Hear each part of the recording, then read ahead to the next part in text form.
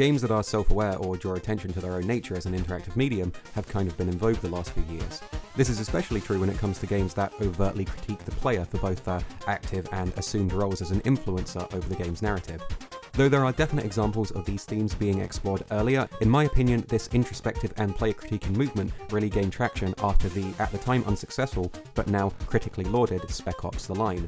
And while some games explore this concept very well, particularly in the indie scene, very often a game will simply pay the idea of player critique lip service in order to lampshade the disconnect caused by controlling a character posited as essentially good, while at the same time mowing down scores and scores of faceless goons. This irritates me because it essentially comes down to the game saying, "Aren't you bad for doing the bad thing I told you to do?"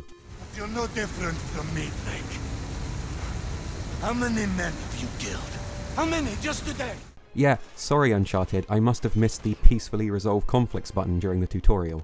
A great recent example of this is Far Cry 5, which in fiction suggests that your character, a federal agent, is somehow in the wrong or misguided in attempting to arrest a dangerous murdering cult leader. By the end of the game, it is laying a large amount of the blame for the violence at the feet of the player. The problem is, Far Cry 5 is a game all about violence. It is the only meaningful way, besides fishing, you can interact with the game world. You can sneak around certain areas without killing anyone, sure, but you certainly can't finish the game that way. I don't think you can even finish 10% of the missions in the game's sprawling world that way. If I did not shoot the guns and kill the bad men, I would have nothing to do in the game, and probably wouldn't buy the game. That is obviously not what the creators of Far Cry 5 want, so why is this judgmental eye turned towards me and not, say, the developers of the game, or the publishers that demanded such a game, or the culture at large that laps these games up?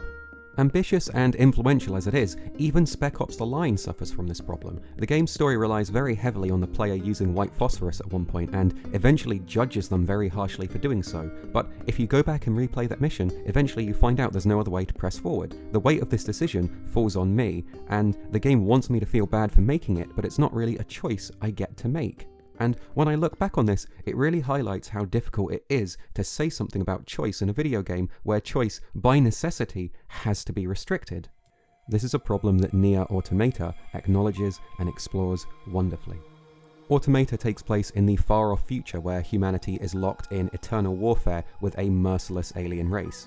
The war is fought by proxy on the human side by androids, who we play as, and on the alien side by machines, clunky-looking robots that have essentially taken over the surface of the Earth while the last remaining humans hide out on the moon. The game, more or less from the starting line, heavily implies that the machine lifeforms are more intelligent and emotionally aware than the androids give them credit for. The machines verbally express feelings of fear, anger, kinship, and even love for their fellows. As player characters 9S and 2B mow these creatures down, 9S repeatedly tells 2B, and by proxy the player, to disregard their protests, that the machines are merely imitating life, that they can't think, feel, or be afraid. But to the player, it's immediately obvious from the get-go this isn't the case, and it's strange that the androids believe it to be true. Killing the machines in the game feels bad. Not only do many of them not attack you on sight, but many of them seem to be acting altruistically, defending friends and loved ones, and, in some instances, even trying to broker peace. As the game continues, we see certain events unfold from different characters' perspectives, and we really get a closer look at machine society, seeing how they form alliances, gain leaders, develop religion. At a certain point in the game, even to the androids, the fact that these things are alive becomes impossible to ignore. This is compounded by the brilliant late-game revelation that the androids and machines are literally exactly the same on the inside. They have the same identical operating system. Thematically, you could see this twist coming from a mile away, but in the moment, it still really works. This revelation also retroactively colours a lot of the androids' previous rhetoric. 9S's insistence that they aren't really alive doesn't so much feel like an explanation of the game's world, but a desperate attempt to justify their actions and dehumanise the enemy, for lack of a better word. This reassurance, denial, and dehumanization is essential for the androids to continue, for the same reason that the game is able to so brilliantly address violence in video games. And that is down to the simple fact that the androids you play as, 2B, 9S, and A2, have no choice. Another mid-game reveal in Nier Automata is that, in reality, the aliens who created the machines, along with humans themselves, are extinct, and have been for thousands of years. The game is absolutely spattered with Nietzsche, by the way. The first thing 2B wonders is whether or not she'll have a chance to kill God, and, well, it turns out they're already dead. The machines have no masters for whom to conquer the planet, and the androids no creators to defend. The war, however, carries on between them because of the inescapable nature of these lifeforms. They are literally programmed to continue to fight, even if it ultimately does nothing but cause them pain. They are slaves to their programming. In this way, Automata is able to critique the nature of the medium's violence and allow the player room to ruminate on their own actions without actually judging them. 2B is both in and out of fiction just code, and no matter how much of a thinking, feeling agent she may be in the game world, she lacks the authority to determine her own fate. All the pain and suffering the robots experience is a decision that is ultimately out of their hands. This is why in Nier Automata, when you shoot down an innocent robot, it is not so much an indictment of the player as it is an injustice of the game's reality, and by extension, the reality of the popularity of violent video games in general. The suffering in the game is an inevitability. And when I say suffering, I mean it. These characters suffer, and they constantly ask why. Yeah, it's a real downer. The game presents us with the world in a continuous cycle of inescapable violence. Cycles, by the way, are something developers love making a thematic component of their games because it means you can have the player do the same shit over and over again. Mark the next resource recovery unit on the map. Affirmative.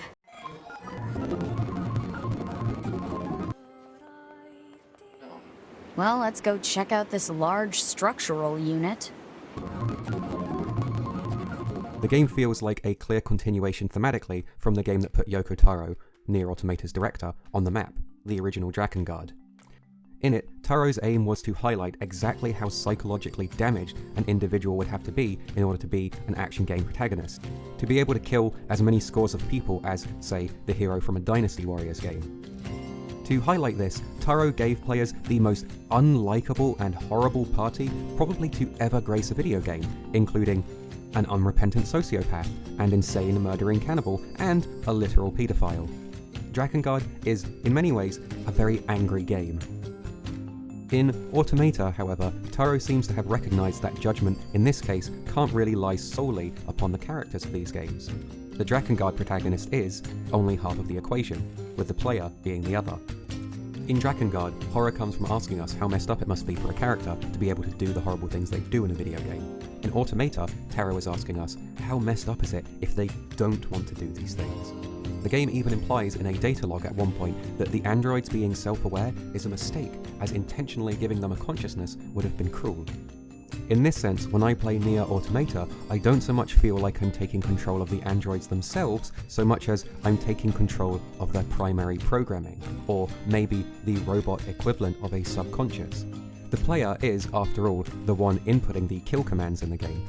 Free will, by the way, is something Automata really has on its mind, along with the origins of consciousness.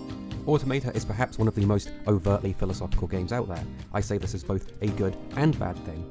At times, it can be a little on the nose. When the state ceaseth, there only commenceth the man who is not superfluous. I see. This robot's name is Pascal. Enemies you fight in the game are named seemingly randomly after various philosophers, Marx, Kierkegaard, Engels, and so on. This baby, for example, is Emmanuel? Like, Kant? What does this baby have in common with Kant? I mean, they both died at one point, I guess. Okay. All joking aside, one philosopher I kept coming back to while playing the game was Hegel. In particular, his views on the origins and explanation of consciousness. But before we talk about him, I think it makes sense to talk a little bit about Descartes. Descartes is the philosopher famous for saying, "I think, therefore I am."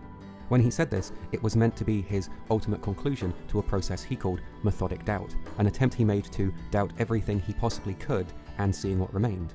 To Descartes, one of the few things he could not bring into doubt was his own status as a thinking and conscious being. If he weren't, then methodic doubt and indeed any kind of introspection would be impossible. The thing is, Descartes' goal in methodic doubt was never to prove overtly he was a conscious or thinking being. It was to create a foundation upon which reason and knowledge could be built.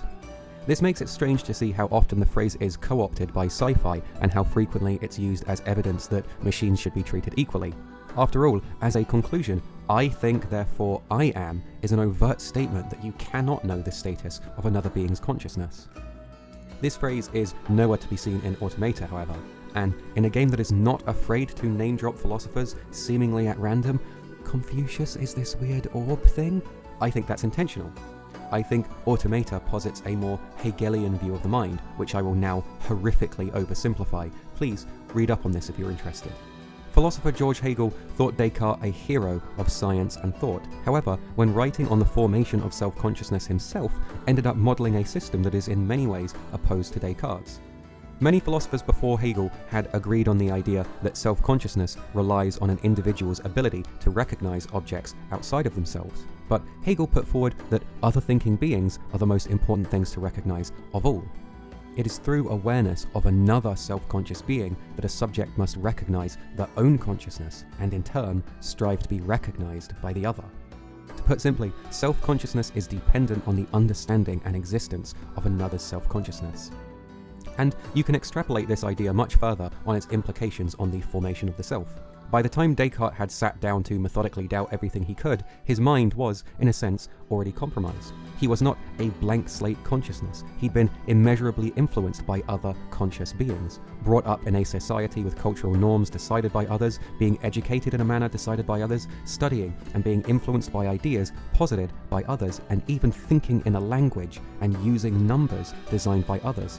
All of these other self-conscious beings had moulded and impacted Descartes' own self-consciousness. Would he have been able to think, reason, and communicate without the overwhelming influence of these other conscious beings, and would his ideas have been the same? This hypothetical blank slate only represents the potential for consciousness, and to become aware must develop alongside other thinking beings. I think this is the stance that Nier Automata takes when it repeatedly asks the player where the idea of the self comes from. The machine lifeforms are obviously not genetically related to each other. However, they often very eagerly refer to themselves as families, some even deeming others to be their parents, siblings, or guardians. They also clearly have no ages or genders, but assume and assign them to one another for the sake of identifying each other, and, by extension, identifying themselves through others. She is my sister, ergo, I am her sister. This is also the same of the androids, however, who view themselves as tight familial units. Despite not needing to procreate, both the machines and the androids form relationships with one another and become distraught when such kinship is denied to them. Compare how alive these blank, isolated machines are that you find wandering around the open world to those that live in this makeshift settlement. Aww. In Automata, identity seems to be inseparable from the state of your peers or society. Eve, for example, completely loses his sense of self after his brother dies, the prime other life form through which he defined himself. The same can be said of 9S, who progressively loses more and more of his sense of purpose and identity as the game progresses, culminating in the near total loss of self that occurs after the loss of 2B, the unit he's partnered with, most familiar with, and clearly loves, don't at me. The game is in fact full of robots whose sense of self dies or is brought into question when another dies. My favourite example of this is the forest machines, whose leader was a literal, incomprehensible, babbling baby, but symbolically represented their union as a society, as well as brought them together and forced them to cooperate and interact in his defence. Perhaps the most obvious example of this development of consciousness comes in the form of the pods. These are little square robots that assist the androids on their journey through the game. They are the most computer-like of all of the robots you encounter, dryly expositing information, stating objectives, and providing status reports. At the beginning of the game, they are tools that cannot really be said to actually be cognizant of their surroundings. However, at a certain point in the game, the pods realize it would be logical and beneficial to share information with one another and allow communication over a network. From this point on, you slowly see the pods interacting. Sometimes one will have a suggestion the other didn't consider, sometimes they'll agree over a course of action, and so forth. As this happens more frequently, the pods slowly start to assume a more human vernacular. Their exchange of information necessarily forces them to accept external ideas and logic, thoughts that are new and different and did not originate from within themselves. As this happens, they are forced more and more to consider their own status as individual beings. This is a subplot that culminates beautifully when the last thing you do in the game is take control of one of the now conscious pods. Hegel also posited at one point that a consciousness that exists for and of itself takes the form of the master, while a consciousness that exists for the sake of others takes the form of a slave. These two consciousnesses strive to define themselves through one another. This has obvious parallels to Automata, where the robots constantly define themselves not only through each other, but principally act in accordance to the wishes of their dead masters. When 9S discovers the humans are all gone, he chooses not to tell 2B, understanding that, on some level, to be rid of humanity is actually a curse. It is to be without the thing they use to define themselves. So, this Hegelian idea of the individual seems to be a pretty major theme in the game, right? I mean, the last thing you do is kind of the culmination of everything that's come before and relates to the idea pretty directly. Well, in Automata, there is a character called Hegel, and it's a worm. It's a fucking worm thing. It's a worm in the desert you fight. You don't even have a reason to. The robot lady just says, I want to fight a worm, and the pod says, oh, there's one over there. Okay, sure. Let's move on. Though they are oft maligned, I don't mind as much when morality in games is treated as a dichotomy, necessarily. Sometimes the best way to explore an idea with limited resources is presenting the player with 2 or 3 impactful options rather than a bevy of grey tones. In implementation, however, I have to concede how frequently this falls flat. A moral choice is often presented to the player as being either good or bad, and sometimes having a non-intervention option, which unrealistically equates to not having to make a choice. The Shin Megami Tensei games are interesting as they often don't ask the player to choose between good or evil, just decisions that reflect different worldviews or ideologies. The main problem with these systems in getting across an idea, however, is that gameplay is still being considered first and foremost from a design perspective. Whether or not I pick an egalitarian or meritocratic society, whether or not I choose law or chaos, good or evil, there's content to be seen either way. If you choose the bad option when given a moral choice, some games give you a cool new ability or perks that reflect your gameplay style. And if you're being rewarded for an action, whether good or bad, whether you agree with it or not, can it really be said your morals are being put to the test at all? If either route gives you something for going down it, what does it mean to pick one or the other? In reality, the choice just comes down to what content in the game do you want to see first. This is a tricky problem to overcome because even in games where you get no distinct advantage for picking a choice, if it impacts the story, the player is still rewarded with more game content, more stories, more bosses, more dialogue, and a reinforcement that my character has the power to change the world. To wit, how many people got the objectively good, heartwarming ending of Undertale where they did everything right and then, out of curiosity, deleted their save and destroyed it all? Undertale is maybe the best video game ever made in terms of presenting you with a mechanically justified and consistent morality system, and even it can't navigate this problem. Though I can understand why some may not like this, Automata does a great job of presenting you with decisions that really highlight your powerlessness and the lack of control that the androids have over the world they inhabit. One choice the game presents the player with is whether they want to kill or spare the life of the friendly machine, Pascal. Pascal at this point in the story is suicidal and begging A2 for death. The thing is though, the choice the game presents you with is not whether you want to kill or spare Pascal, it's whether you want to kill Pascal or delete their memories. The great thing about this choice is that they are both fundamentally the same. No matter what you choose, the Pascal you had known up to that point will cease to be. The game even pokes fun at this in a sort of meta way by rewarding the player with a trophy called Farewell Pascal, even if they choose to spare them. This makes sense as all the machines, when you come down to it, are simply functions of memory. 2B even says so at one point. I can always reload my backup data from the bunker. But you'll lose you, the you that exists at this very moment. And if you need further evidence of this, just look at who Pascal becomes if you do wipe his memories. Someone who is willing to sell you the bones and limbs of the children they once swore to protect. Going back to that Hegelian view of the soul, this is pretty interesting as it also highlights the fact that Pascal's peaceful and protective nature was a direct result of the role assigned to him by the other robots. You can decide to kill an important NPC or run away from a mission, and the game will acknowledge you did so with a brief ending card, but will then force you back on the critical path. You must kill the machines. You must protect humanity. That is, until the end game. The only decision in the game you make that matters, and it truly is an important decision in universe, is the decision to end it all. The pods, who again have been becoming more and more self-aware as the game progresses, make the decision to attempt to end this cycle of violence, to save the 3 protagonists and give them a genuine chance to change and do things differently.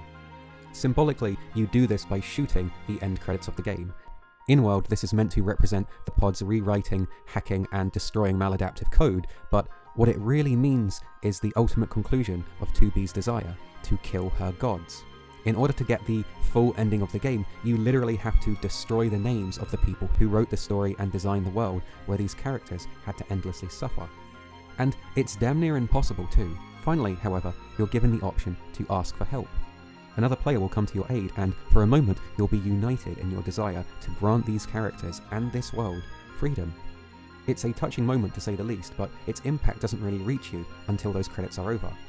When you get to the end, you discover the cost of this freedom, and you realise there's only one thing holding these characters back from it. You, the player. The game asks you to delete your own save data. In doing so, you'll be able to help another human being somewhere in the world beat these impossible credits and get the true ending for themselves, but everything you've worked for, every weapon, every level, every hour, will be gone. And though the game doesn't spell it out, this is the only way the robots can be happy. If you don't do this, the player always has the option of reloading a save file and continuing the violence. Even after they do this, they always have the option of going back and creating a new save once this file is deleted, but that playthrough, the one they got rid of, represents a world where the androids are freed from the everlasting warfare that propelled them on, and freed from you, the instinct that would implore them to keep on fighting. Seriously, consider how cool it is that the game manages to make a genuinely cathartic moment out of the end credits of Super Smash Bros. Melee. I love the fact that in a game of false and unimportant decisions, the only thing the player really does to impact the world and actually change the fate of the characters is to let them go. One of the pods tells the other there's a possibility of this all happening again, but the other responds that this time there's at least a chance for something new. I believe the only way that there is a chance for something new is by removing ourselves from the equation. Nier Automata is a game that asks us to consider what we deem important in a video game and holds a mirror up to it. Progress, it says, is not the number of hours you have in a save file, or whether you upgraded your weapon to max level, and impact is not measured by whether you decide the nice or mean route through the story. The game has such an open disdain for this traditional idea of progress that there's literally an in-game shop where you can buy achievements. Nier Automata is far from a perfect game, but it is one that I have spent a long time thinking about. And a quick search on YouTube will show I'm not the only one either. Channels that far eclipse mine in terms of popularity have spent just as long dissecting this game as I have, and I think that really speaks to the special and singular experience that Taro and team have crafted with Automata. It's a game that's equal parts triumphant and tragic, melancholy and silly, introspective and thoughtful, and it's something that piques everyone's curiosity in a slightly different way. When I consider Automata now, I have one thought that pervades my mind above all others. I cannot wait to see the influence this game is going to have. Hello everybody, thank you for watching my longest video to date. Seriously, you had no idea how much waffling I had to cut out of this one. If you enjoyed this video, please feel free to like, share and subscribe, ring the bell, do all of the good things that make me happy, maybe watch this video, it's also about a deeply philosophical video game, and I'll see you all in a couple of weeks.